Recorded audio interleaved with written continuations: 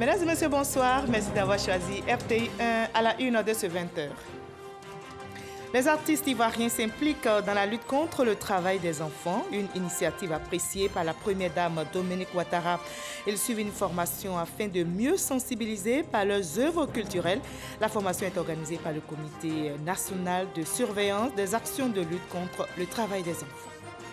L'État ivoirien peut aussi compter sur le soutien de son partenaire, l'Union européenne. Le chef de la délégation de l'UE en Côte d'Ivoire était à la primature pour une séance de travail avec le Premier ministre Patrick Kachi. L'UE va accélérer et simplifier les procédures d'appui au financement du PND 2021-2025. L'Agence française de développement et la Côte d'Ivoire renforcent aussi le partenariat. Les deux parties ont signé une convention aujourd'hui pour soutenir la filière coton. Plus de 26 milliards de francs CFA seront décaissés pour financer le projet d'appui à la résilience des systèmes cotonniers du Nord. Le ministre d'État, ministre de la Défense, Téné Birahima Ouattara, a reçu aujourd'hui les familles des 3 soldats ivoiriens tombés au combat à Kafolo et Kolobogo le 29 mars dernier. Il leur a traduit le soutien, la solidarité et la compassion du chef de l'État ainsi que du gouvernement. Soyez les bienvenus sur RTI1. Le président de la République, Alassane Ouattara, vient d'échanger avec une délégation des populations de l'Est et du Grand Sud. Elles sont venues témoigner leur reconnaissance au chef de l'État pour avoir promu des cadres de leur région, notamment le Premier ministre Patrick Kachi et Aka Awele à la tête du Conseil économique, social, environnemental et culturel. Ils ont par ailleurs évoqué le développement, la cohésion, la paix. Les artistes ivoiriens qui s'impliquent dans le combat contre le travail des enfants, ils sont en formation. L'initiative est très bien appréciée par la première dame Dominique Ouattara. La formation est organisée par le Comité national de surveillance des actions de lutte contre le travail des enfants. Les acteurs culturels outillés utiliseront leurs œuvres pour sensibiliser sur ce phénomène qui touche environ 2 millions d'enfants dans notre pays. Mahama Traoré. Une nouvelle alliance est scellée, celle qui unit désormais la première dame Dominique Ouattara aux artistes de Côte d'Ivoire dans le combat pour l'éradication du travail des enfants. C'est dans le cadre de ce partenariat que les acteurs culturels ont été formés sur la notion du travail des enfants et l'ampleur de la riposte, une initiative du CNS, Comité national de surveillance des actions de lutte contre le travail des enfants, présidé par la première dame Dominique Ouattara. Il ne s'agira pas d'une formation académique, mais d'une formation pratique, pragmatique, qui vise à renforcer vos capacités en vous donnant les rudiments sur le travail des enfants, afin que vous puissiez mieux faire la sensibilisation sur le terrain.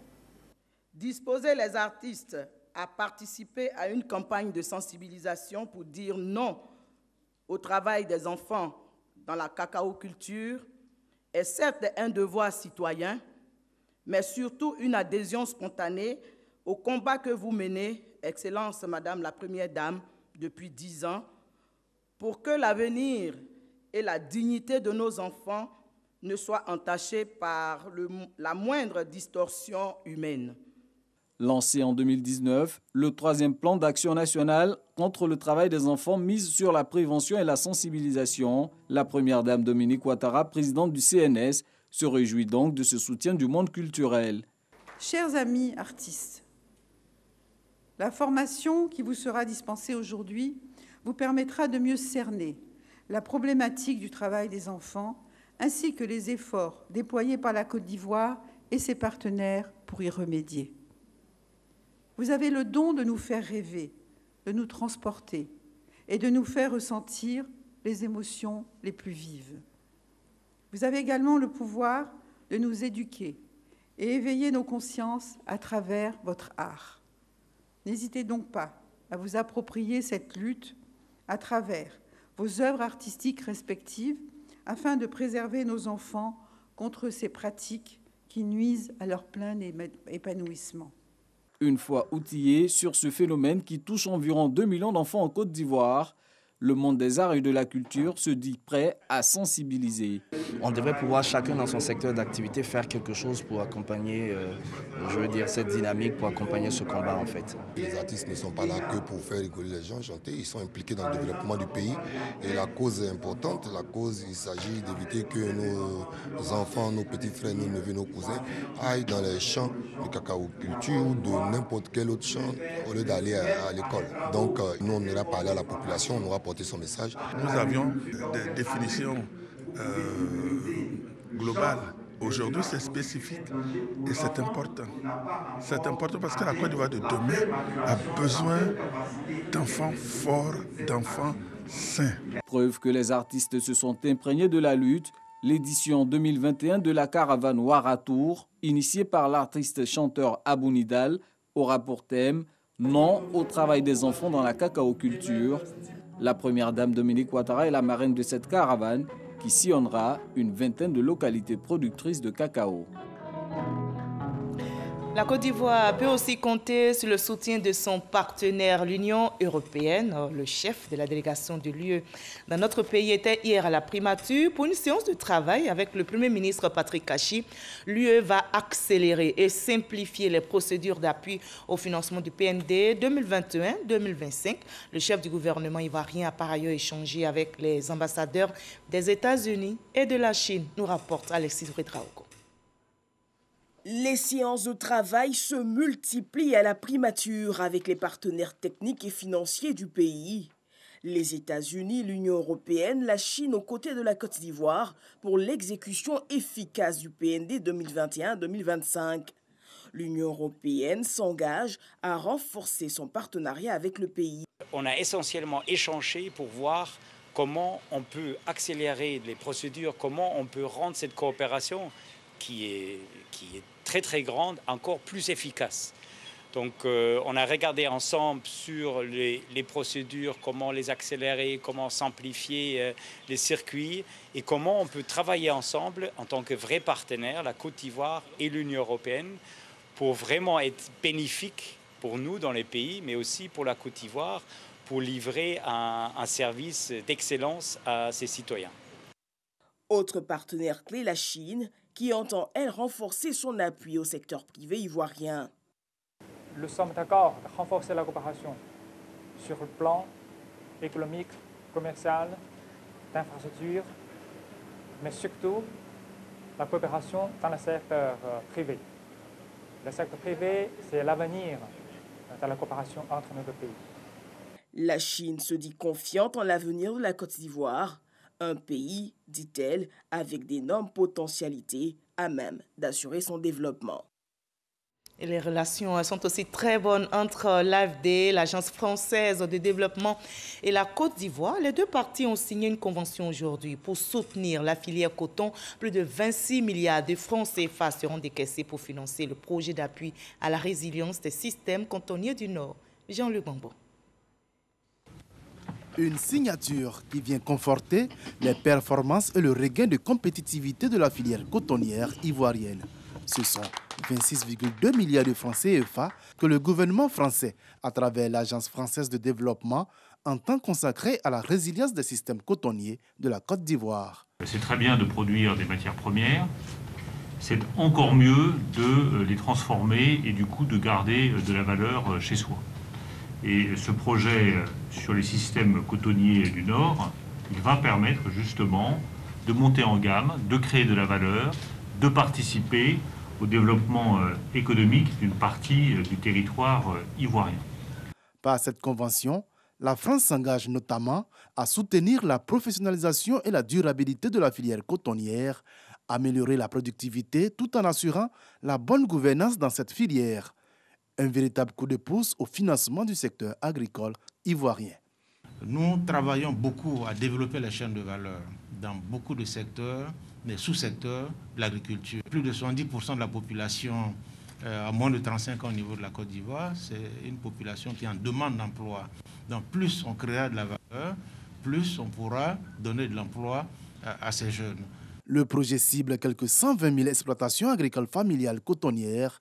Il prévoit notamment, en partenariat avec l'interprofession de la filière coton, Intercoton, la construction de routes rurales, des équipements de stockage et de transformation, ainsi que l'appui à la recherche et au conseil agricole. 3 semaines après sa prise de fonction à la tête du CESEC, Conseil économique, social, environnemental et culturel, Eugène Aka Awele entame une tournée dans les différentes institutions de la République. Ce jeudi, il s'est rendu à la Cour des comptes ainsi qu'à la Cour de cassation. Il veut pérenniser la bonne collaboration avec toutes ces institutions, nous rapporte Sidonie Davila. Rendre ses civilités au président de la Cour des comptes, surtout asseoir une bonne base de collaboration, un moyen de rapprochement pour le président du CESEC entre les deux institutions. À la tête d'une délégation composée du secrétaire général et de conseillers, Eugène Aka Awele a échangé avec le président de la Cour des comptes sur des sujets d'intérêt commun. Nous sommes là pour établir des liens solides de collaboration entre nos deux institutions. Son institution est nouvelle, la nôtre est plus ancienne, mais il y a eu un moment d'arrêt dans notre fonctionnement avec la confiance qui a été placée à ma modeste personne par son Excellence le Président de la République. Il convient dans certains cas de réactiver ces liens, dans d'autres d'établir des liens. Donc c'est le cas avec la Cour des comptes. Je suis heureux que ce soit lui qui ait été nommé à la tête du CESEC. D'abord, c'est plus facile quand ce sont des gens qui se connaissent déjà. Je pense que M. le Président de la République a été bien avisé qu'il a fait le bon choix. Des rencontres tête-à-tête, des échanges, il en a été aussi question à la Cour de cassation. Une autre juridiction qui constitue la 4e étape de la tournée du président du CESEC et son équipe dans les institutions de la République. C'est l'union totale entre les institutions de la République de Côte d'Ivoire. Voilà, nous avons apprécié.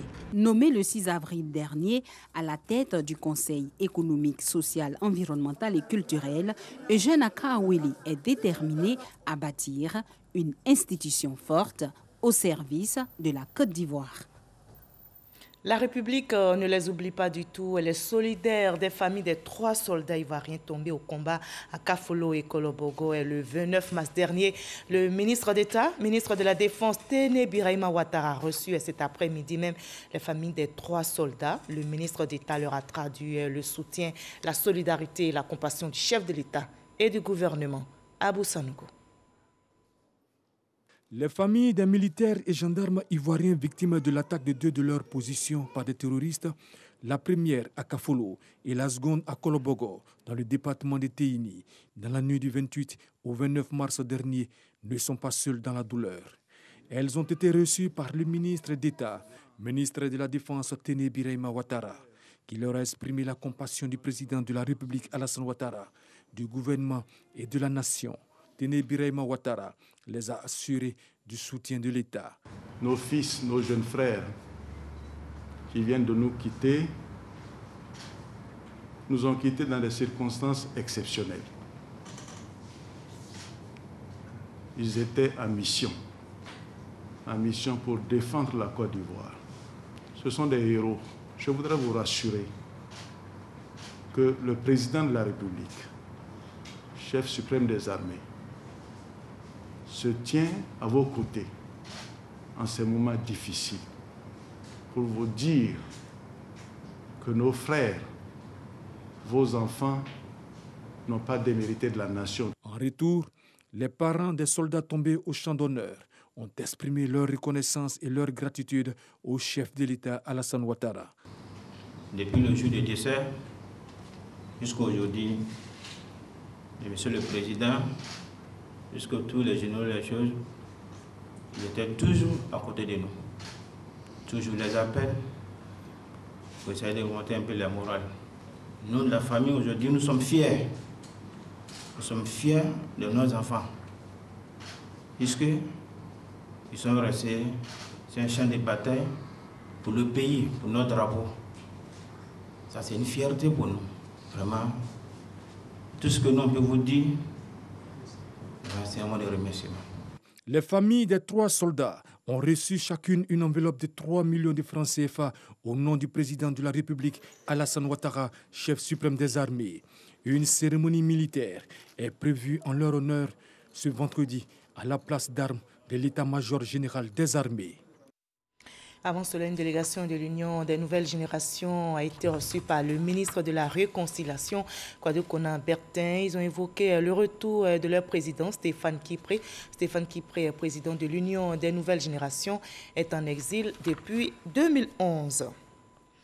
Le ministre de la Communication et des médias et de la francophonie continue de visiter les structures sous tutelle. Il était aujourd'hui dans les locaux de la Société ivoirienne de télédiffusion. Amadou Coulibaly a échangé avec le directeur général, Yeo Adama, et ses principaux collaborateurs. Explication détaillée avec Serge Kolia. Prise de contact, mais surtout visite de travail. Le ministre de la Communication, des médias et de la francophonie veut se donner les moyens de réussir sa mission. Au-delà de l'accueil chaleureux à lui réservé par le directeur général Adama Yeo et le personnel de la Société ivoirienne de télédiffusion, Amadou Coulibaly entend s'imprégner des réalités et donner des orientations. Nous sommes venus donc au-delà de l'aspect de visite traditionnelle, affirmer à IDT ce soutien-là pour pouvoir atteindre ses objectifs. Le premier de ces objectifs, c'est l'extinction totale du signal analogique sur l'ensemble du territoire. Nous sommes déjà en retard parce que tel que ça avait été recommandé par l'UIT, cette extinction devait se faire le 17 juin 2020. Donc aujourd'hui, il s'agit pour nous de faire en sorte que à la fin de cette année 2021, cet objectif soit atteint. Aujourd'hui, nous avons environ 80% des Ivoiriens qui bénéficient de la TNT. Nous pensons que pour les 20% de concitoyens qui restent, cela peut être fait dans les 6-7 mois qui nous restent avant la fin de l'année et nous nous battrons pour atteindre cet objectif avec IDT. À la suite du président du conseil d'administration qui note l'engagement des travailleurs, le directeur général a présenté les grands axes du travail abattu par la Société ivoirienne de télédiffusion en 4 ans d'existence. Déploiement de la télévision numérique terrestre, libéralisation effective de l'espace audiovisuel par la présence de 7 chaînes de télévision, extinction progressive du signal analogique. Une intense activité qui devrait se poursuivre. Le ministre a félicité le directeur général et ses collaborateurs. Il a promis tout son soutien à IDT. Le ministre des Transports et celui de la formation professionnelle étaient dans les locaux de l'Institut de formation de la SOTRA à Yopougon. Ce centre de formation des chauffeurs de transport routier délivre un certificat d'aptitude à la conduite routière et dans 6 mois, ce certificat sera exigé aux chauffeurs de transport routier dans notre pays. Dangui. Les professionnels des transports routiers de Côte d'Ivoire, notamment les chauffeurs de taxi, de minicars et de remorques, vont retourner en salle de formation pour obtenir le certificat d'aptitude à la conduite routière, CACR, pour pouvoir exercer leur métier. C'est une déclinaison des réformes du secteur des transports routiers entrepris par le gouvernement en vue de limiter les accidents de la circulation avec leur cortège de pertes en vie humaine. Reste maintenant à augmenter l'offre de formation de chauffeurs qualifiés. C'est pourquoi le ministre des Transports et celui de la formation professionnelle ont visité l'Institut de formation de la SOTRA, société de transport abidjanais située à Andokwa dans la commune de Yopougon. Nous allons travailler pour que ce centre-là, très rapidement, soit opérationnel pour le transport privé, interurbain, par autocar pour les poids lourds dans un premier temps. Ce qui a été donné comme instruction, c'est que dans les 6 mois qui arrivent, il faut que ces formations-là puissent débuter. À la question de savoir si ceux qui ne savent pas lire ni écrire peuvent obtenir le certificat d'aptitude à la conduite routière CACR, le ministre des Transports s'est voulu rassurant. Ils sont analphabètes, ils ont passé le permis, ils ont passé le code Ensuite, l'examen pratique. Donc, ils pourront suivre les formations qui vont être faites ici pour le certificat, j'ai aucun doute. Le ministre de la formation professionnelle s'est engagé à jouer sa partition dans la formation des chauffeurs en vue de l'obtention du certificat d'aptitude à la conduite routière CACR et dans la recherche de financement pour la mise en œuvre de ce programme. Et en bref, notez ce communiqué. Le ministre de l'Emploi et de la Protection sociale porte à la connaissance des populations vivant en Côte d'Ivoire que le samedi 1er mai 2021, jour de la fête du travail, est déclaré jour férié, chômé et payé sur toute l'étendue du territoire. Et bonne nouvelle pour la communauté musulmane, l'édition 2021 du Hajj aura bel et bien lieu. C'est ce qui ressort de la conférence de presse organisée aujourd'hui par le directeur général des cultes, Bamba Messamba, par ailleurs président du comité de surveillance du pèlerinage à la Mecque. Konepa Gastoro de Madoundi. Bonne nouvelle pour les pèlerins du contingent étatique et pour les opérateurs privés du Hajj. Les candidats du Hajj 2020 pourront accomplir le Hajj, 5e pilier de l'islam, cette année. C'est ce qu'a confié le directeur général des cultes, président du comité de surveillance du pèlerinage à la Mecque, à la presse. Cette reprise qui se fera avec une réduction des quotas est conditionnée par l'observation stricte des mesures sanitaires édictées par le ministère saoudien de la Santé, à savoir obligation pour tout pèlerin de l'extérieur de recevoir un vaccin de Covid-19 reconnu par l'Organisation mondiale de la santé, dont la deuxième dose au plus tard une semaine avant l'entrée en Arabie saoudite. Isolement de 72 heures après l'arrivée, en plus d'un autre test PCR 48 heures après par une structure agréée par le prestataire de services du pèlerin. Obligation de port de masque pour tous les pèlerins et travailleurs sur les sites pendant toute la période du Hajj.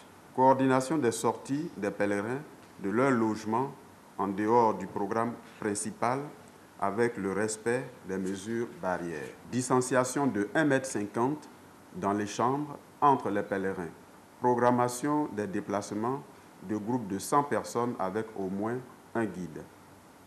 Exemption du Hajj des catégories à risque, c'est-à-dire les personnes malades d'hypertension, de diabète, de cardiopathie, d'asthme et autres, et se limiter à la tranche d'âge de 18 à 60 ans.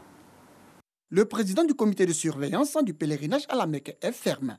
Les 2 doses du vaccin contre le nouveau coronavirus, la Covid-19, est obligatoire pour effectuer le pèlerinage en Terre Sainte d'Arabie Saoudite. En ce qui concerne l'exemption liée à la limite d'âge et aux pathologies chroniques, le comité de surveillance du Hajj demande aux candidats concernés de se tenir prêts par précaution en faisant comme tous les candidats leur vaccin anti-Covid-19 et les consultations médicales pré-pèlerinage au cas où ces mesures venaient à être levées. Le directeur général des cultes assure. Le commissariat du Hajj communiquera dans les tout prochains jours sur les dispositions pratiques des activités de cette édition 2021 du Hajj. Et on en arrive à notre dossier politique de ce 20h consacré à la présidentielle béninoise. Justement, cette présidentielle a mis à mal la cohésion sociale dans le pays. Plusieurs incidents ont émaillé ce scrutin auquel les leaders de l'opposition significative n'ont pu participer. La réélection du président Patrice Talon a été confirmée par la Cour constitutionnelle le 15 avril dernier. Son investiture se fera le 23 mai prochain. Mais en attendant, quel bilan faire de ce processus électoral? Que retenir du boycott de l'opposition? La discorde entre le pouvoir et l'opposition va-t-elle faire place à la réconciliation nationale? Élément de réponse dans ce dossier politique signé Michel Digré. On regarde ensemble.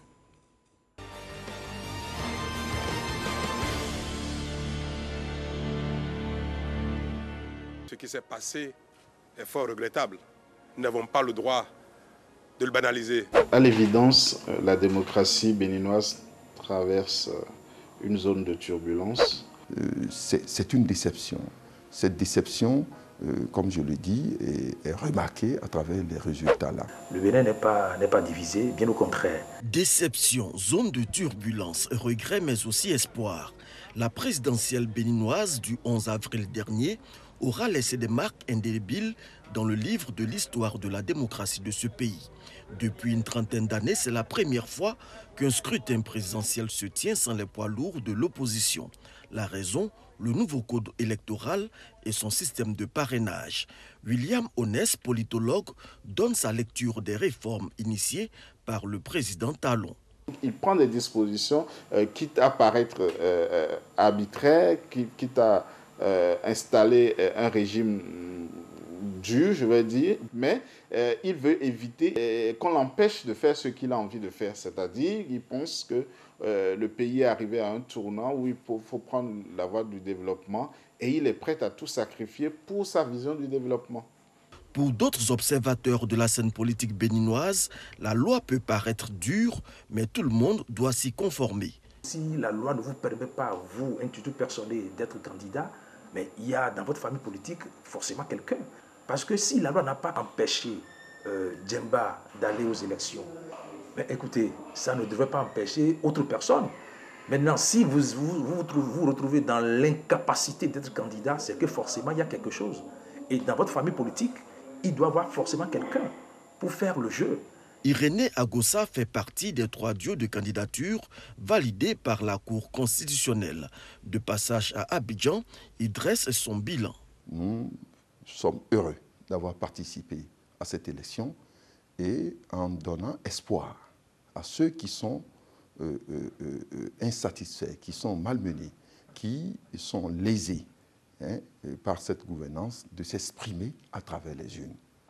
À Cotonou, le président Talon est plutôt satisfait de sa victoire. Ce vote-là est pour moi le signal d'une adhésion à notre effort commun. Et le signal qu'ensemble nous pouvons aller encore beaucoup plus loin. Patrice Talon a été réélu avec un taux de 86%. Ses adversaires obtiennent respectivement 11,29% et 0,35%. L'opposition donne les raisons de sa débâcle. L'opposition, l'autre côté de l'opposition qui ne nous a pas suivis, a opté pour une stratégie que, honnêtement, ne comprend pas.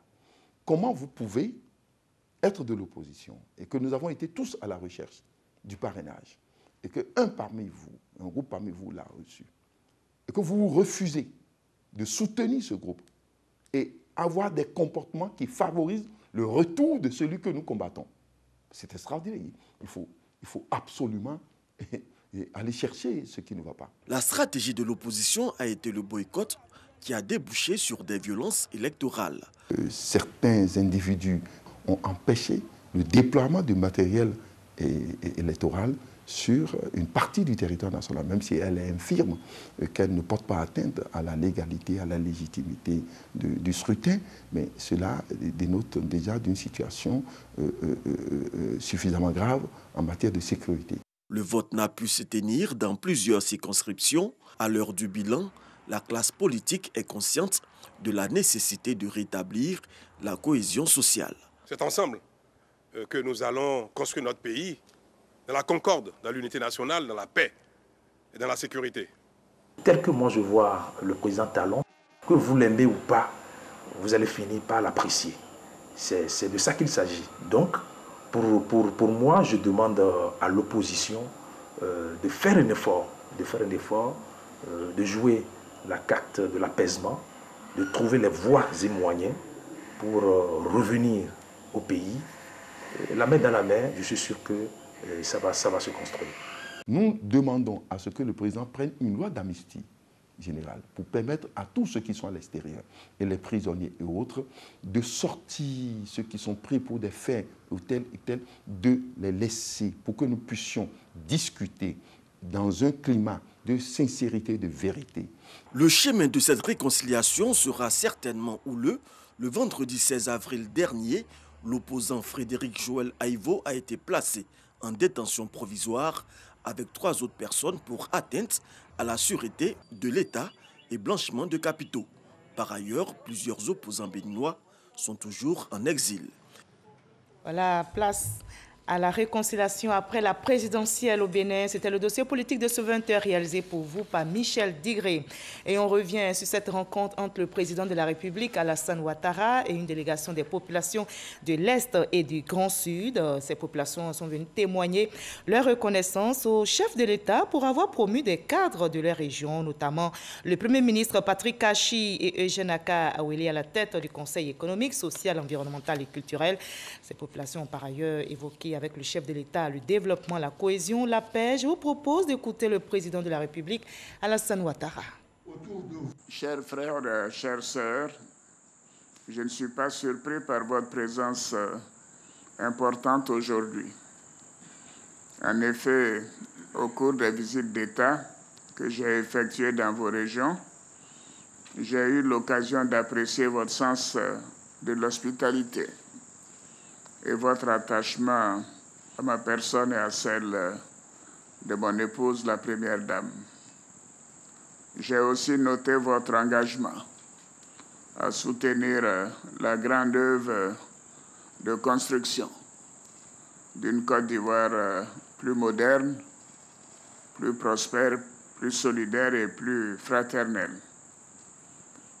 Et à cet égard, je voudrais vous remercier pour votre soutien lors de l'élection présidentielle du 30 octobre, ainsi que pour toutes les initiatives prises pour l'apaisement du climat social après les violences regrettables constatées dans certaines régions.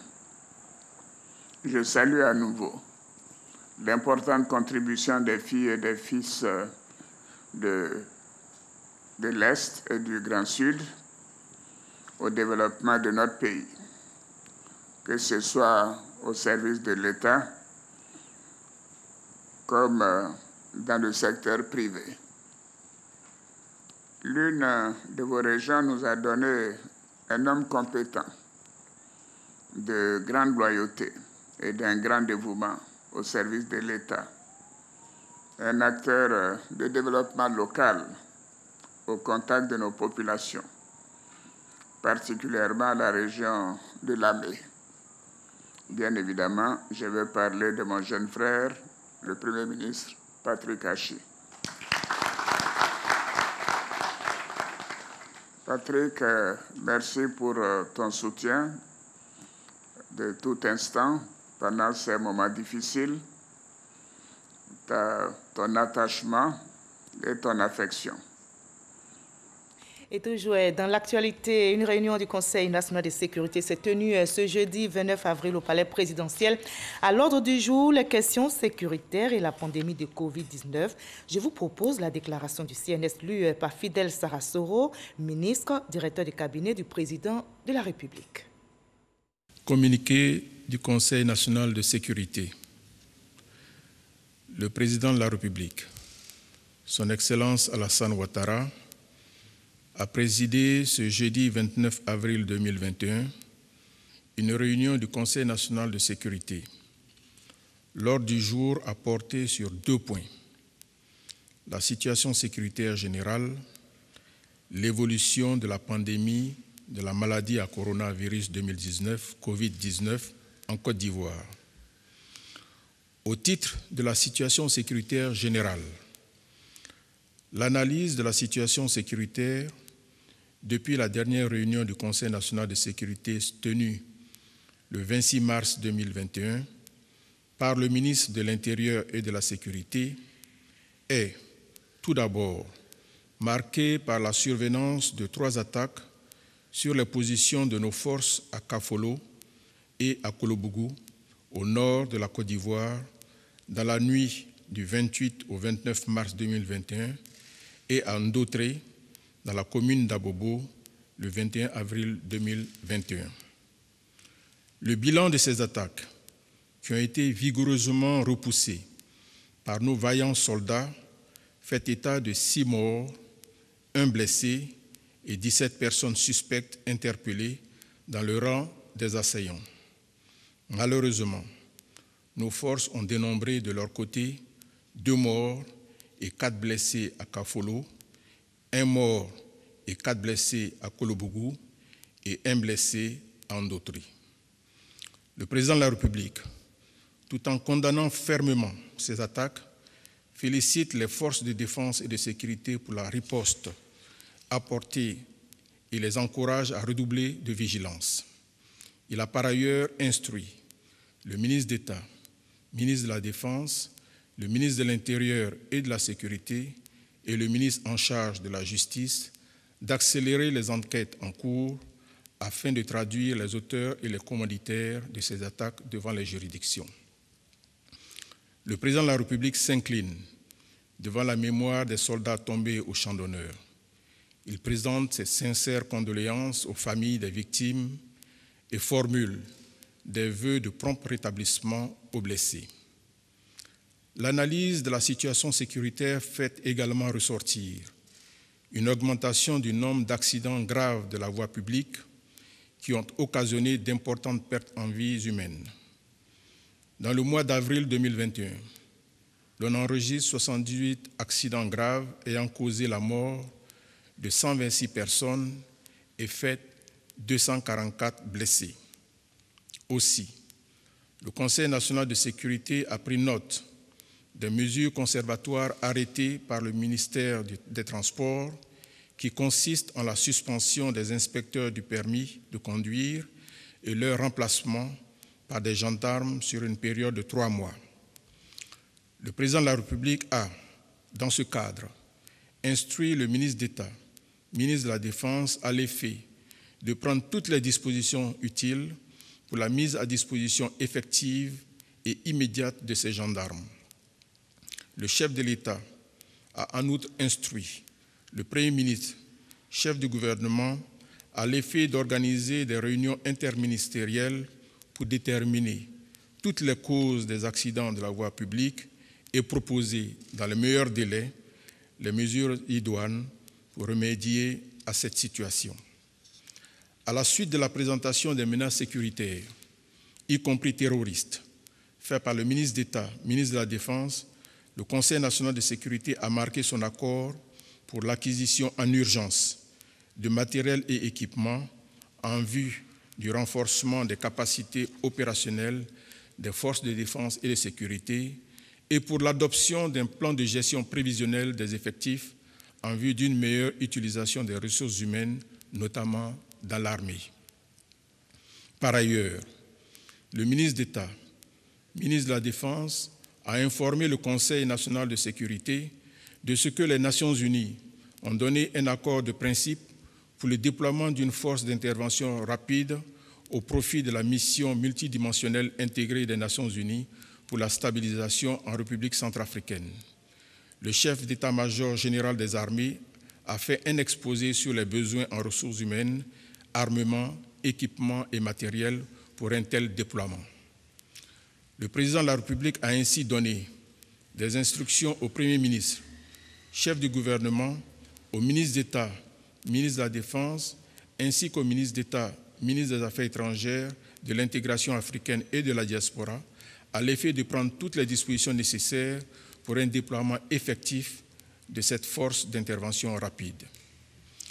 Au titre de l'évolution de la pandémie de la maladie à coronavirus 2019, Covid-19 en Côte d'Ivoire, le ministre de la Santé et de l'Hygiène publique et de la couverture maladie universelle a fait un point de situation sur l'évolution de la pandémie de la maladie à coronavirus 2019, Covid-19 dans notre pays.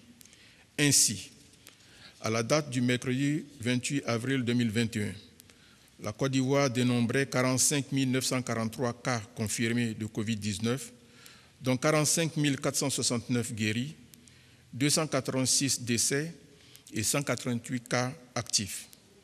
Il est à noter que ces résultats, qui demeurent parmi les meilleurs en Afrique et dans le monde, résultent d'une bonne gestion par notre pays de la pandémie. Le ministre en charge de la Santé a informé le Conseil national de sécurité que la campagne de vaccination, démarrée depuis le 1er mars 2021, enregistre au 25 avril 2021 118 875 doses de vaccins administrées, dont 101 805 pour la première dose et 17 070 pour la deuxième dose, ce qui correspond à une moyenne de 4 000 vaccinés par jour. Le ministre en charge de la Santé a fait observer qu'aucun effet secondaire grave n'a été notifié depuis le début de cette campagne. Le Conseil national de sécurité, tout en se félicitant de l'augmentation du nombre de vaccinés par jour, note que ce taux est relativement faible au regard des ambitions et de la disponibilité des vaccins. Le Conseil national de sécurité a donc instruit le ministre en charge de la Santé de prendre, en coordination avec les autres ministères concernés, les mesures idoines pour améliorer le taux de couverture vaccinale, avec notamment la mise en œuvre d'un plan de communication et de sensibilisation intensive, surtout dans le Grand Abidjan, qui représente à ce jour plus de 95% des cas. Ce plan de communication et de sensibilisation intensive devra associer les préfets, la Chambre nationale des rois et chefs traditionnels, les associations des jeunes et celles des femmes, ainsi que les organisations non gouvernementales. Le président de la République a, pour sa part, rappelé l'importance de la vaccination dans la stratégie de lutte contre la COVID-19 et exhorté toutes les personnes âgées de 18 ans et plus à se faire vacciner. Il a aussi insisté sur le respect des mesures barrières, notamment le port du masque et la distanciation physique. Au terme de la rencontre, le chef de l'État a réitéré ses félicitations au Grand Commandement pour leur vigilance et pour la posture des forces de défense et de sécurité qui ont permis de maintenir une situation sécuritaire apaisée en Côte d'Ivoire.